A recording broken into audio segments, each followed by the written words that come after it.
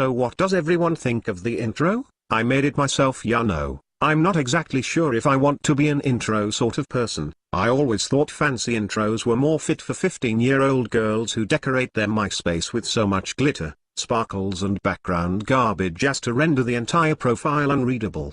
Before I get into this video, I want to address something. A few people have asked me why on earth I subscribe to Feminist's channel. Well, I love her. What can I say? I got a thing for Barbie doll-looking gender Nazi psycho bitches that are batshit crazy, borderline genocidal, histrionic personality disordered and one step away from being an hero. It's my fetish. Don't judge me. But since Krista Barbie Hitler, which I believe is her full name, won't give me the time of day, yours truly is going to have to settle for chopped liver. Let's check over at those pesky dames and see if any of them are remotely dateable.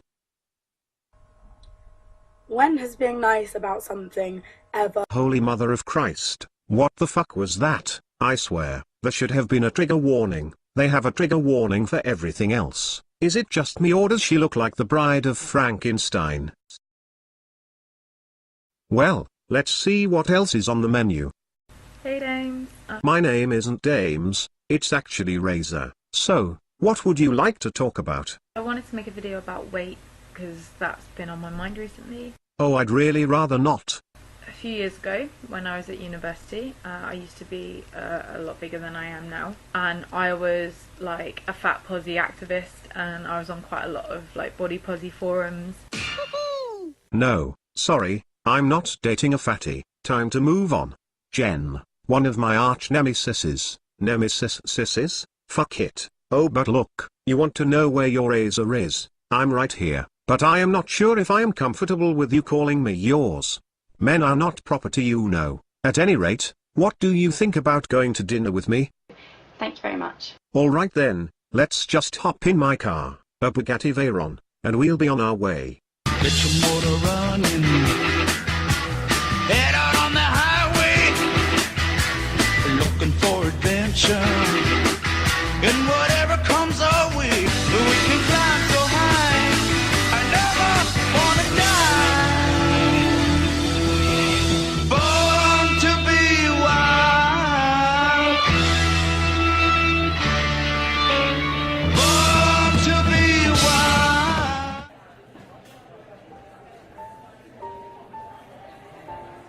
Well, what did you think of the ride? Whew. So, that over. Oh come on, the ride wasn't that bad. At any rate, what was your first impression of me?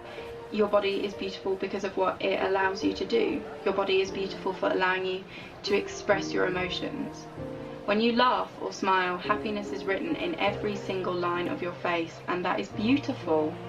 Your body is beautiful for allowing you to express who you are. Your body is beautiful for allowing you to assert yourself. And your body is beautiful simply because it houses you. Wow, thank you, Jen. I had no idea you were so impressed by my body. I lift weights, you know. I hate to confess this, but you're a pretty good-looking dame. You know, my waist isn't small enough, my stomach and legs aren't toned enough, my thighs touch in the middle, which apparently is a big no-no. My hips are too broad, my dress size is too big, I'm too pale. I could really endlessly go on and on. Oh, stop beating yourself up, you're fine. All you have is a bit of insecurity. Perhaps you've spent so long relying on your looks to substitute substance that you've become overly critical of your body, since a part of you suspects it's all you have to offer the world. But at least you're not attempting to blame this on men, or the evil patriarchy. Just keep your body healthy by eating right and living an active lifestyle, and in addition, make sure you work on your personality. I can help you. The best way to make yourself attractive to men, outside of looks of course, is to be a happy positive person. Be smart, but not a know-it-all. No one likes a know-it-all. No one. Also get some sort of hobby, preferably a hobby you could enjoy together. I know girls typically hate hobbies because it means they have to work hard in order to become skilled at something. And this goes against the juvenile "I want the world and I want it now because I'm entitled" mentality that is so rampant among women post-second wave feminism. But I assure you, men will click with you more when you have skills to show off. It helps us to view you as equals. and most men want an equal to share his life and resources with. You could be a guitarist, or a hacker. Nothing gives me a raging boner faster than a woman talking about the AMD bulldozer, and why its 8 cores failed to measure up to Intel's 2600K Sandy bridge, and was smoked by the 3770K Irie bridge, which by the way is my CPU. But anyway, computer talk puts me in the mood. What sort of things get your motor running? In fact, you're doing it right now, even though you might not believe me when I say that. Oh really? Well, I like where this is going. Oh look, it's our waiter. Hello waiter, I would like a menu please. Your flesh will want what it wants, but the more you starve the flesh through Jesus Christ, the more your spirit will gain strength. Yeah, okay. Can I have another waiter? Thanks. So Jen, where were we? My waist isn't small enough, my stomach and legs aren't toned enough, my thighs touch in the middle, which apparently is a big no-no. My hips are too broad, my dress size is too big, I'm too pale. Oh god, not this again. Jen, why do you so deeply obsess about these things?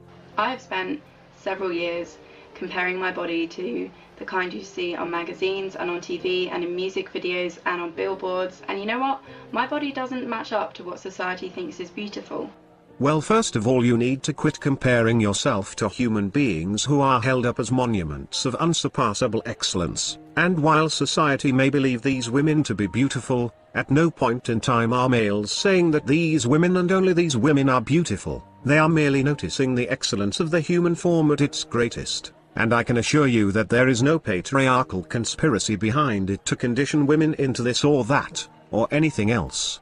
To be honest, I think that one of the most important things we can do in order to enable all of us to have positive relationships with our body is demand diversity from the media. I want to see real bodies, not Photoshop one. And I don't mean piss on the women who do fit the beauty ideal. By all means, let us celebrate those body types, but let's celebrate it alongside others. I want to see bodies which reflect the diversity of life. I want to see women of colour on the fronts of magazines. I want to see fat women on the fronts of magazines, and not with red lines circling their imperfections. I want to see ripped bodybuilder women. You got it all wrong. We don't need diversity. That's not the problem. You are asserting that society judges beauty based on what beauty magazines display on their covers. You got it backwards. These magazines display the women they do, because society has consistently claimed a certain look is what they find attractive. Also, attraction isn't a choice. You feminist LGBTQ egalitarians and the like, constantly remind society that homosexuality isn't a choice, but you seem to insist that heterosexuality is. You believe men like large-breasted women with trim waists because they are exposed to magazines that tell them they should. That makes as much sense as telling gay men that they find another man's ass attractive because that's what they were somehow convinced they should be attracted to. Again, attraction isn't a choice, and these beauty magazines display women that males are involuntarily attracted to. So, the whole argument of needing diverse-looking women and body types in magazines is foolish. And to be honest, there are female bodybuilders on magazines that target the niche group of men and lesbians that find that stuff attractive. And there is fat porn and granny porn, and so on and so forth. But these magazines are niche magazines that target a very small segment of the population. As for wanting more women of color on magazines, you have to understand that these magazines you are talking about are English-speaking magazines. And the overwhelming majority of the English-speaking world is made up of white people. And newsflash, but people tend on average to be more attracted to members of their own race than to others. So is it any wonder why a majority white audience celebrates the beauty of white women? I bet you most fashion and beauty magazines written in Chinese feature Chinese women. And I know for a fact that the majority of Japanese beauty and fashion magazines feature Japanese women. Again, we're talking about averages of a population. Please refer to my Daves vs Marks bit in my video titled Got Privilege. Oh look, here's our waiter. Hey wait, I know that guy. That's Subman USN. I love his channel. Hey Jen, if you thought my car was something, you should see his submarine. Hey Subman, when are you taking me for a ride in that submarine? Hey dude, you gotta buy me dinner first. Well, I guess that'll have to wait until some other time. After the money I spent on gasoline and nitrous oxide getting here, I am a bit short on funds. Oh, that reminds me, Jen, you're paying for your half, because I swear if you tell me I'm paying, I will have to utter the words check your privilege, and that's something I really don't want to have to do. Subman made a video recently about his son having to register for the draft. So tell me, Subman, how is that going? He has a stepsister who's also 18. And so to conduct my little in-house survey of how she felt about it. So I said, hey, my son has registered for selective service. What do you think about it? She says, well, I have the utmost respect for the people in the military. You know, my grandfather fought in World War II, and my dad was in the military for 20 years. So, I mean, it's not something I would do, but... And I said, no, wait, you don't understand. This is mandatory. He has to register for the draft. And my son walked in at that time, and as he was passing by, made a comment. So that means if North Korea goes apeshit, I get to go to war. And his stepsister says, wow, that's kind of scary. She was not even aware that boys turning into men have to register. This is called being blind to your privilege. Wow, it's amazing just how often women are blind to their privilege. I wonder how many other privileges they are blind to. Now Jen, I know where you stand on this. Like every other feminist who is confronted with the privilege of not having to be drafted, you'll claim that patriarchy created the male-only draft. Well, even if we just pretend there is a such thing as patriarchy, it's still a privilege for being female, and if indeed the patriarchy granted you this privilege, then patriarchy cannot exist as a male institution to benefit men at the expense of women. And don't even say how you feminists are against the male-only draft. If this were so, then feminist bloggers would blog about this injustice. Feminists on YouTube would vlog about it. Feminist protesters would be protesting about it. And the heads of major feminist organizations would be applying their political pressure to change these rules. And even if you could link me to a couple of blogs or a couple of videos, you know as well as I do that 1 in a million doesn't accurately represent a movement. So just save face and admit that you women have this humongous privilege and always have. And who knows, if you quit sipping your feminist Kool-Aid for a moment, you might realize that women have a lot of privileges. And always have. At any rate, I'll have a Reuben sandwich, the veal, and a toasted bagel with cream cheese, and Jen says she'll take the fish.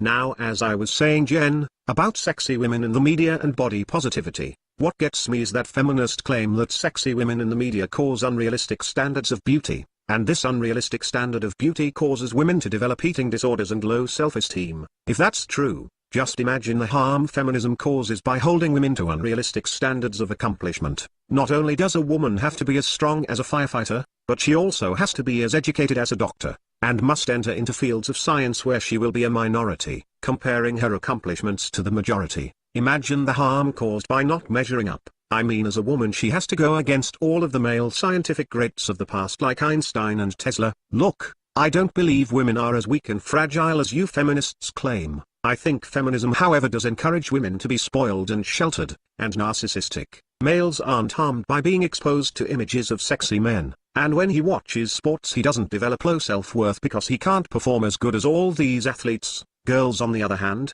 especially in this day and age of single-parent mommyhood, are coddled by their mothers, given a shoulder to cry on, and told everything is alright with them, and it's the fault of everyone else for placing standards on them.